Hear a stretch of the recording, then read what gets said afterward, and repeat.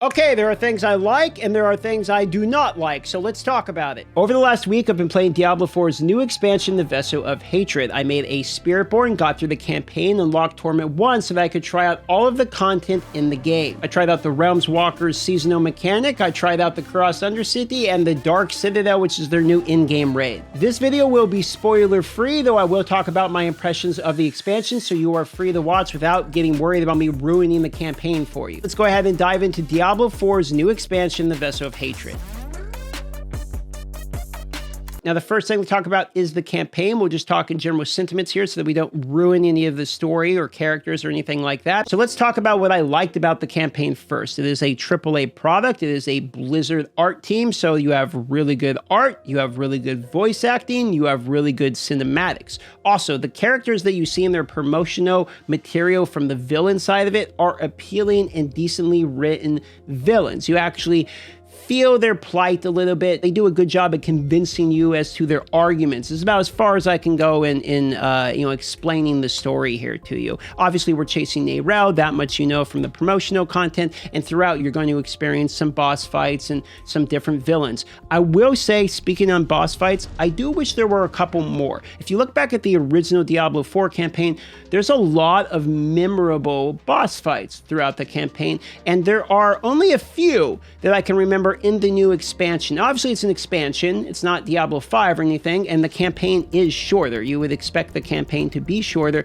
than the original, but I still wish there were a couple more boss fights throughout the campaign. I would say my other point of feedback is there are some things that can be a little confusing once you've completed the campaign in terms of story writing. Maybe that's just something I missed that I didn't understand, so you'll have to play through it for yourself and see if you come to the same conclusion I did of kind of scratching your head a little bit by the end of it, but it could be something that maybe the lore Andes will have picked up on more than I did, for instance.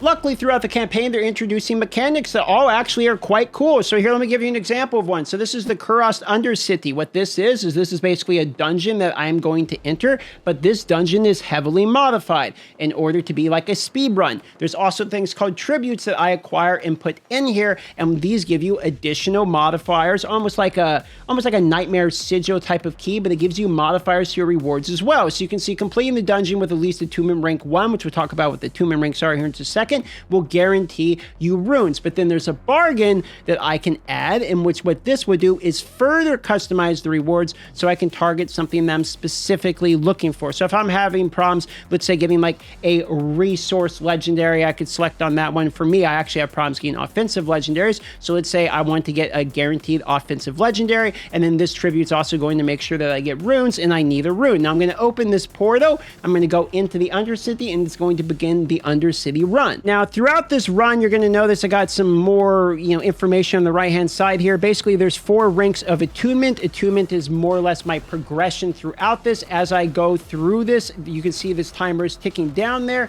As I kill things, I will get more time back up and I will progress on my attunement. So basically, I'm trying to do a balance of staying in it long enough to be able to progress while also being fast enough that the timer doesn't actually run out. So you can choose just to sit there and kill the pack, or you can go from attunement to attunement, and you're going to get more and more and more rewards as you go through it. For running out of time, we can see on the mini-map there that these will give us bonus time, so we can get a whole bunch of plus 5 seconds from killing those. And you'll come across the Goblin, the Portal Prankster. Now, the Portal Prankster is going to open up all of these different portals, and he's going to dash in between them, being highly annoying, just trying to get away from you, and you basically just want to continue the run down until you kill him. And there we go. He's down. We'll get a bunch more attunements, and now because we kill them at the end of the run, we're going to get more bonus rewards because we don't get the rewards now. You get them at the end of the run when you've completed it. Okay, so we have completed all of the reward upgrades. Now we basically just want to run to the end of the dungeon.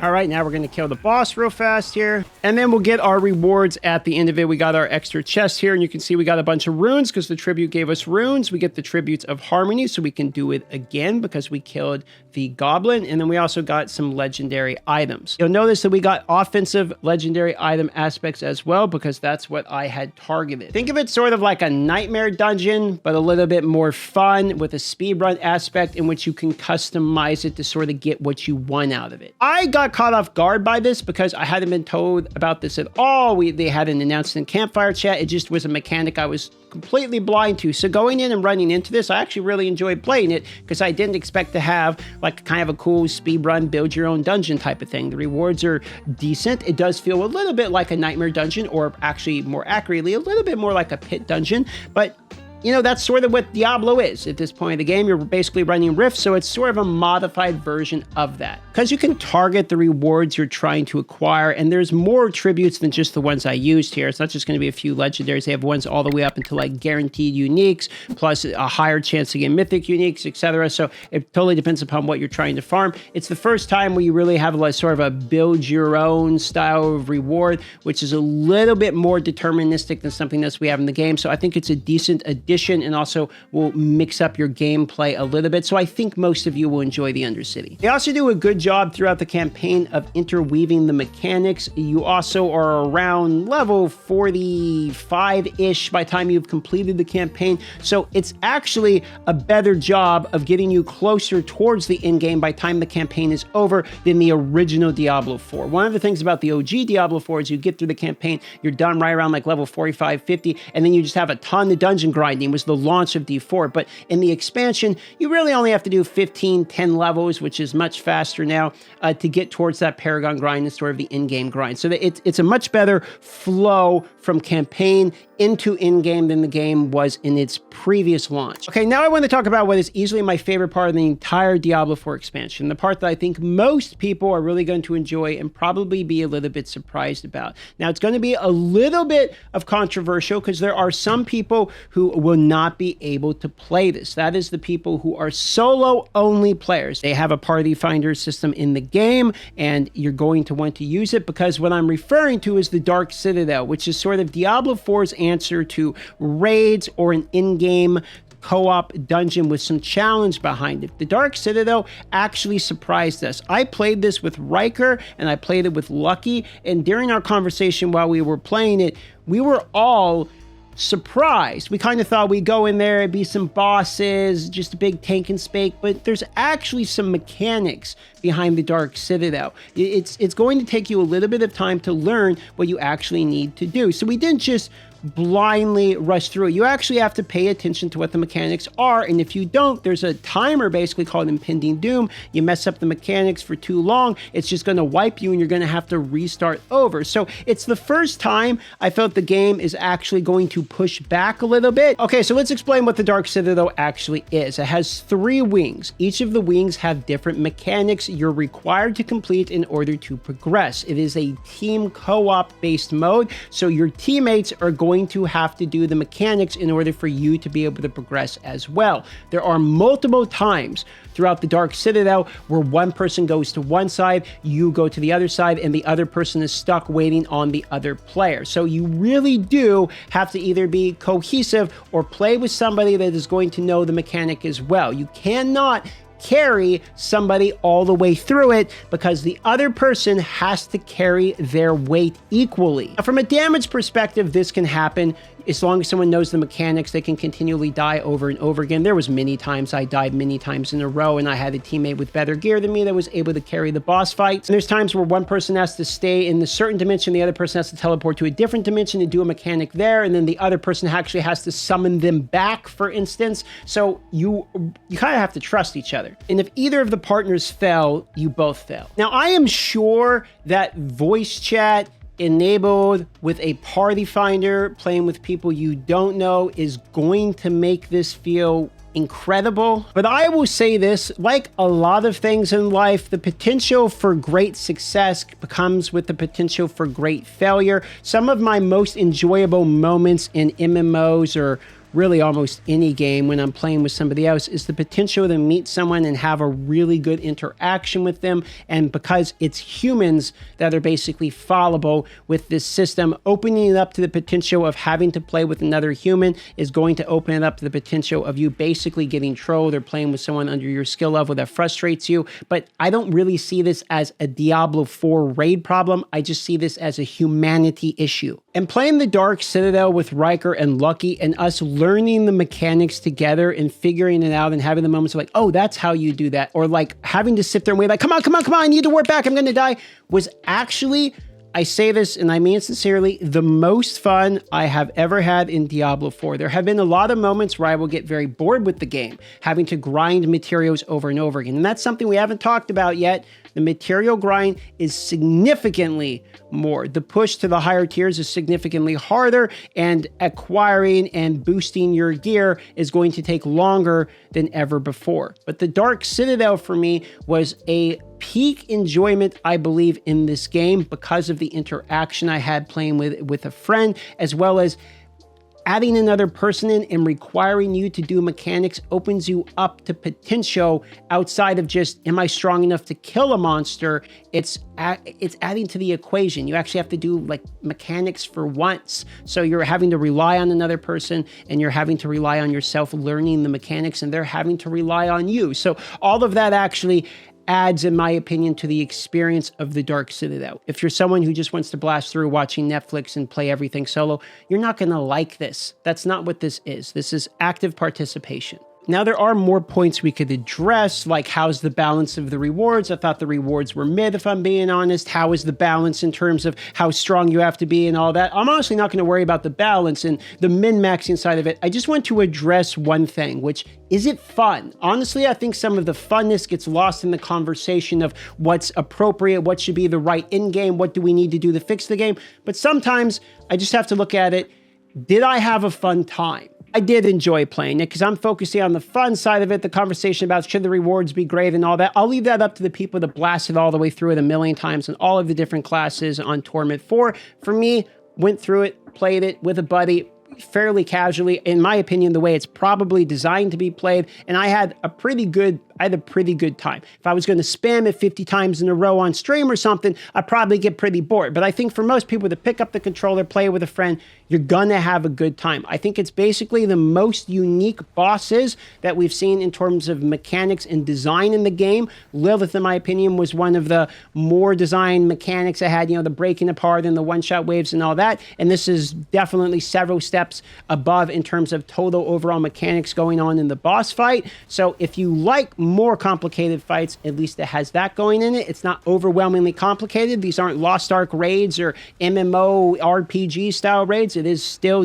Diablo and ARPG. So everyone, I believe, will very much be able to accomplish figuring this out, but it's definitely a step above the current boss content in the game, in my opinion. So for the Dark Citadel, I'm actually fairly positive about it. Now, there's also this Season 6 mechanic called the Realmwalker. Let's explain how the new seasonal mechanic works, the Realmwalker. There's a portal that you're going to see on the map dictated by this icon here, Hatred Rising. It's going to create this Realmwalker. You're going to kill minions as you walk behind it. It will then summon Bloodbound Guardians. You kill the Bloodbound Guardians, and that is what is actually going to do damage to the Realmwalker himself. He's half HP after we kill them, and he's going to summon these spires. We'll kill the spires. Now we can actually attack the Realmwalker. We can kill him, finish it off. We'll get our reward, and then he's going to leave behind a portal called the Seething Realm. You will then go into the portal. Once we're in the portal here, there'll be more mobs. We'll continue pushing through the portal. Eventually, you'll get to a realm gate. It allows you to pick rewards that you actually want. So you can do sigil powder, for instance, for boss summoning items, iron chunks, which will give you gold,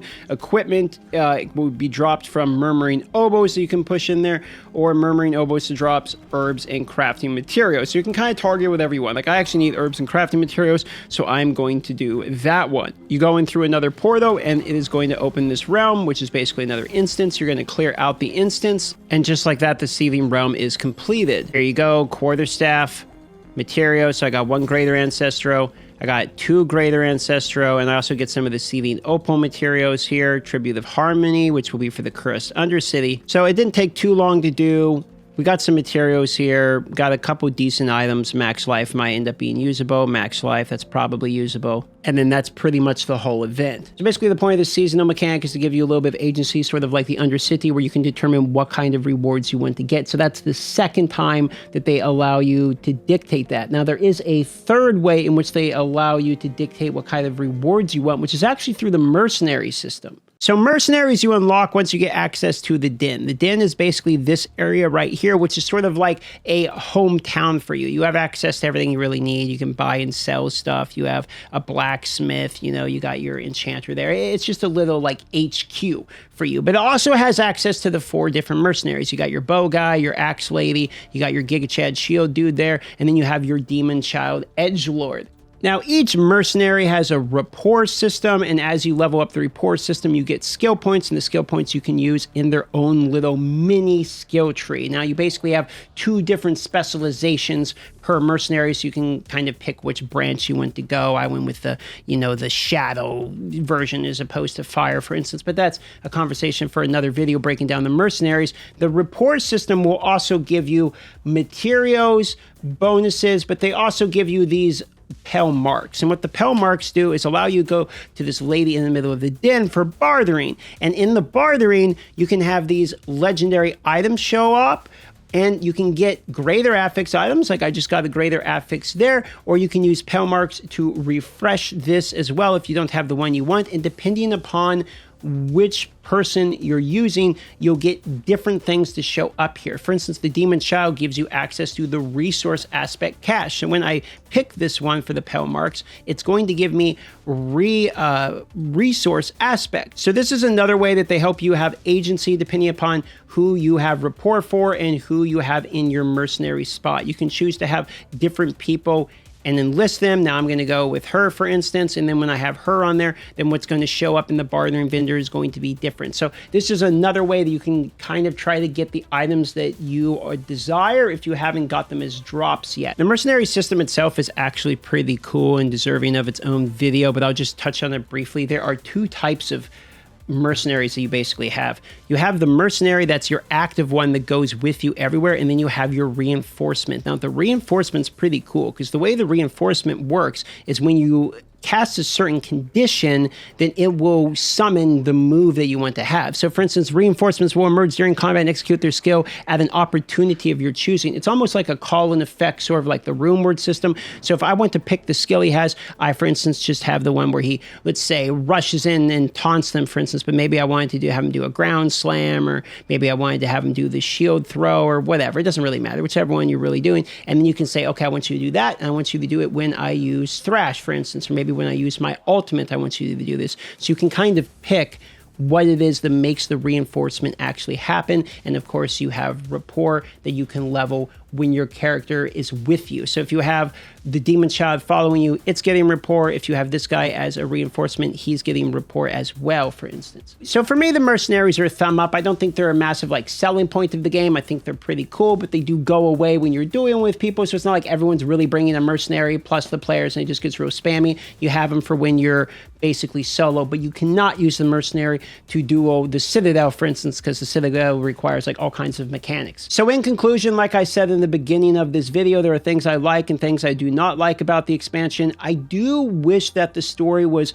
maybe a little bit longer. I wish the campaign had a little bit more boss fights in it. Like, I feel like there's about 80% of the campaign. There's about a 20% there that I felt like would have been nice to have in addition on top of the campaign. It wasn't a full double thumb up for me on the campaign, if I'm being honest. However, I do really like the better flowing you into the end game from the campaign. It's still enjoyable to play through, and I really do like the mechanics that are introduced throughout the campaign. And the Dark Citadel is pretty much my favorite thing they've added in the game so far, and they actually added what I had asked for forever ago with the Gauntlet, which is, why not just put cosmetics tied to the actual in-game content? Like, you do some cool, difficult in-game content and you get cool cosmetics, and it looks like Kitty Cat actually agrees with that point. So that's pretty much it. If you're looking forward to the Dark Citadel and that is your primary reason to purchase this, then you'll probably enjoy it. If your primary reason is to play only the campaign, you don't really continue to play the in-game or anything like that, I think it's all right, to be honest with you. But if you're someone who already plays Diablo 4 on a consistent basis and you're just looking for more additional content, that's basically what the expansion is. It is an expansion to the original game. It is not Diablo 5. It is not a sequel. It is not doubling the content. It's an expansion to what already exist. I want to mention this here at the end, twitch.tv/start the microtransaction. Link is down below. We will be live for the launch of the game and to answer questions as of the posting of this video. If you have any questions about the expansion and its non-spoiler stuff, feel free to come on by. I will happily answer those for you, as well as there are Twitch drops upon the about 18 hours after the launch of the game. There will be Twitch drops that you can earn for free by watching the channel as well, which will give you in-game cosmetics. Thanks for watching this video and review. I hope you get a number of weeks of enjoyment out of the expansion if you do end up picking it up. If you want to see a preview of it before you actually purchase it, you can always come by the live stream, ask me questions about my experience playing it, or watch the live stream on the release of Diablo 4's Festival of Hatred. Thanks for watching. Consider subscribing if you want to see more videos, and I'll see you on the next one.